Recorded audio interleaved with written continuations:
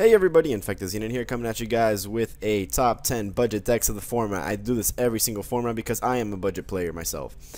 And again, this list is always opinionated. It is never not to be opinionated because any top 10 will always be opinionated, no matter if you're talking about sports, porn, or Yu-Gi-Oh!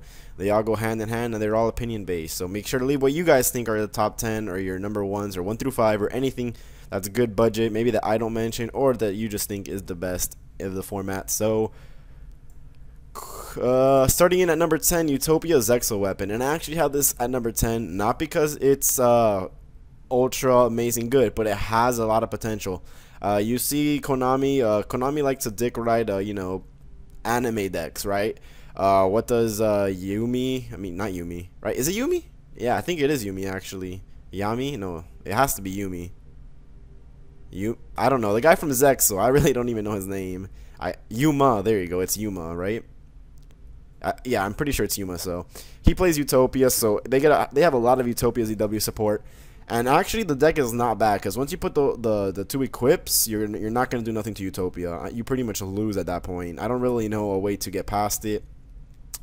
I guess you could go HTS Ihemith or DD Warrior Lady could get past it, but other than that, it's really hard to get past Utopia when he's got those two equips, Tornado Bringer and the other one. You know what I'm talking about. You know the only two good ones.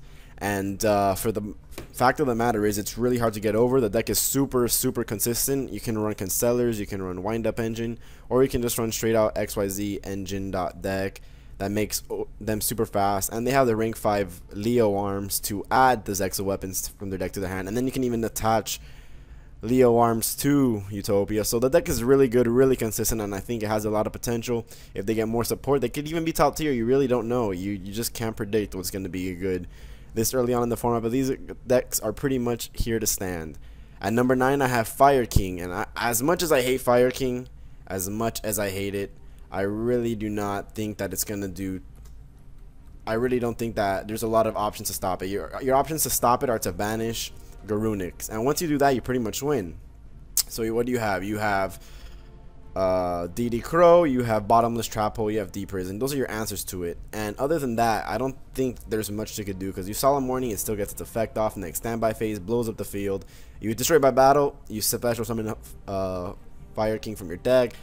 The deck is just really consistent. Then it has Rekindling plays, it has Wolf Bark, it has traps.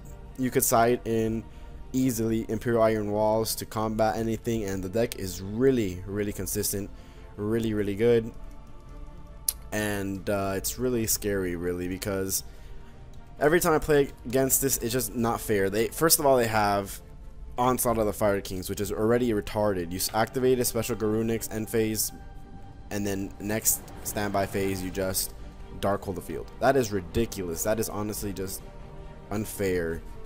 And it really is. And then they can even run the one that destroys all spells and traps when he's special summoned after he is destroyed or whatever. You know what I'm talking about. The guy from Phoenix Wing Wind Blast. Him. He's famous. He's from that show, you know, Phoenix Wing Wind Blast. And yeah, I mean, the deck is really good and really consistent no matter which way you put it. So I do have this at number 9. It could be higher on the list, but I just like other decks more. It's again opinion based. Alright, so at number 8 I have Heraldics, and Heraldics, if we get to support this format, will be disgusting. They can already dish out XYZs like crazy. They have 6 Monster Reborns in the decks, while other decks have 0 pretty much. You have Advanced Heraldry Art, special summon 2 XYZ right away. You have Heraldry Art, which is a special summon, and you can even attack with the monster. And it doesn't have to be level 4 or lower. It just special summon a Heraldic Beast from your graveyard, so you can special summon the XYZ, I believe. If I'm wrong, I'm wrong. And I'll find out as I continue talking. They have when they get their field spell, the field spell is ridiculous. It really is. And their XYZ is what makes them good. Okay, so their XYZ summons and it copies an XYZ. Alright, so let's say you copy negate and make it 0. So you copy Dracosack, you make it 0, and you get its effect. So then you can detach and get 2 tokens. So and it's 22, so you're pretty much hitting exactly for 22, and I was corrected about Heraldic Reborn. It doesn't matter about level, so you can bring back a XYZ. Their Chaos XYZ is good. I mean, not their Chaos XYZ, their number 69. And then the Chaos is fucking ridiculous. Don't even get me started on that. So if Heraldics get their support, they're going to be a really, really high contender. They're very budget. Everything is commons and rares except their XYZ is a super, which is like a $1 to $2 card right now. Maybe when they get better, it'll spike up. But for the time being, the deck is really, really budget. I mean, if you bought a box of Return of the Duelist, you pretty much have every card in the deck. So it's really easy to get, really good, pumps out rank 4 plays like no tomorrow. It's a good deck. At number 7, I have Agents, because Agents are good. They got Christia at 3 now, which is retardedly good. It just makes it more consistent, and they can dish it out pretty consistently almost at all times. They have 2 Chaos Sorcerers now. They have BLS, 3 Earth, 3 Hyperion, 3 Venus, 3 Tour Guides, Night Assailant. They have a lot of things going their way this format, and maybe they could be very well the very next best deck.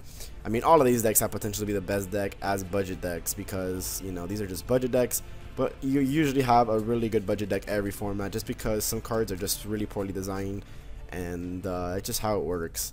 So Agents, they pretty much can go rank 2 plays. They can go Hyperion pop cards. They can go Christia, shut down your special summons. They can go so many ways, and I do think that they were going to be pretty good this format. The only problem is that it's a light deck, and there's lots of counters to light decks, but they also don't run any traps, so they can side roll the Kree and stop all the answers. They can just side in 3 MST or main 3 MST. They can just adjust their ways to however they want to play the deck, and you just pretty much play around it. You can play TG Agents, Chaos Agents. I personally think Chaos Agents is the best because I like BLS and Chaos Sorcerer, but they win games, and they're just unfair. But, you know, you're not really caring about fair, you're caring about winning. So Agents is a very good deck. I recommend playtesting it for the very least part. So at number 6, I have Constellars, and as much as I hate Constellars, I'll give them props. I brought my friend's Constellar deck.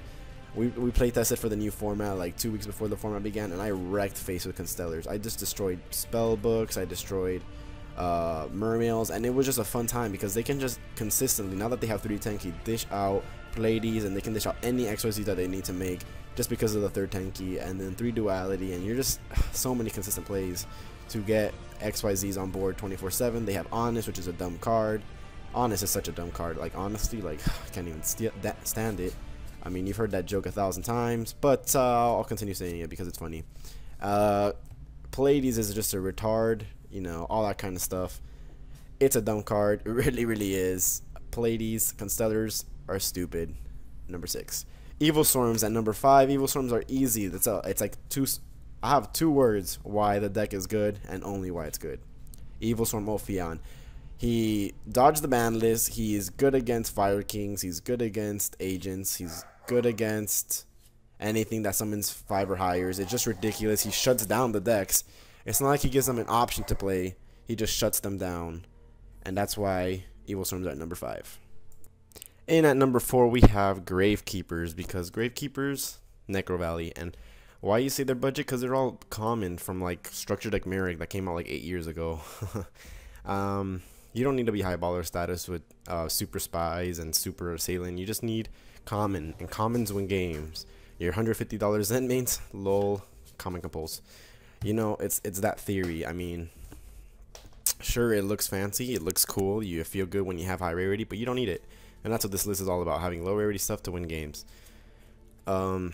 It's good. Necro Valley shuts on everything. You have Commandant to search everything, to search them. You have Stealth for monster occurrence. You have Royal Tribute to knock your opponent's hand. And then you have Spy to get you stuff, Guard to bounce back stuff, a Night Assailant to... Gravekeeper's Assailant to hit down big monsters, and a lot of traps to protect yourself, and 3 duality, and you have a lot of stuff. And if you play Cyber End Dragon, it's a 4,000 on crack. Like, the deck works, and it's good, and it's getting support, so it's going to be even deadlier when it gets the support. Number 3, Inzektors. Inzektors are good for the obvious reason that they're Inzektors. Inzektors pop shit. They just won a 1K tournament. Well, they didn't win, but the guy went undefeated in Swiss and lost in top 8 though. But you know, it's good. Inzektors haven't done anything for a while, ever since they got 1 Hornet and 1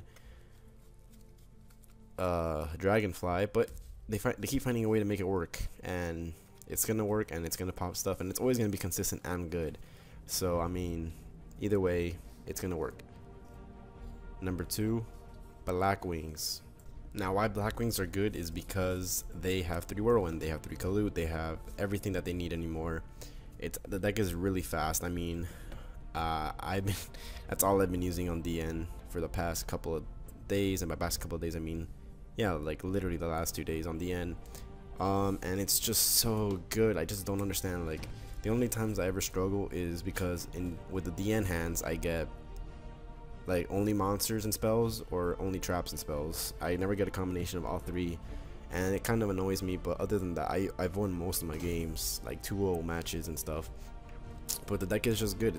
Everything's common. I mean, you can go for high rarity, but everything's common, everything's cheap, everything's good, consistent OTK and control capabilities. It really reminds me of YuGiOhs, but YuGiOhs are way not budget, and they synchro and XCs for days if you need them to. They do what you need them to do. It's a fun deck. It's an anime deck. Not really an anime deck, but kind of based off an anime deck. And it's just good. Really good. And finally, for number 1, long awaited, Lightsworn. Lightsworn's good. Everything's common from everywhere, or if not common, like barely rarity, that you can get them for $2. With their new support, they're gonna be insane.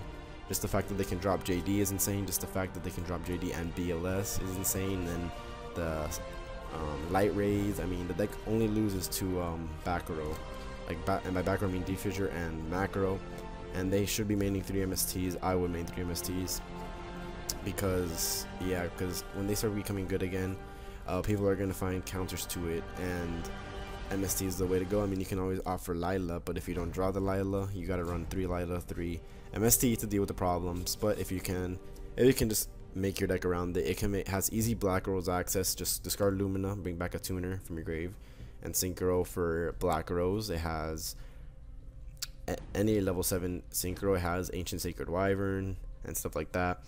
It has level 8 Synchro possibilities, and it has level 3 XYZs, BLS. Just BLS is just reason enough to be number 1. Chaos Sorcerer. It has JD, Light Rays, Tour Guide. It's too many good cards. I mean, if Charge ever came up again to 2, it wouldn't even be fair. So let me know what you guys thought about this list. Be sure to leave a like, rating, comment down below, and subscribe for more videos. Thank you guys so much for watching. Infected Xenon out. Be sure to comment what you guys thought is a good budget deck for this format. Peace.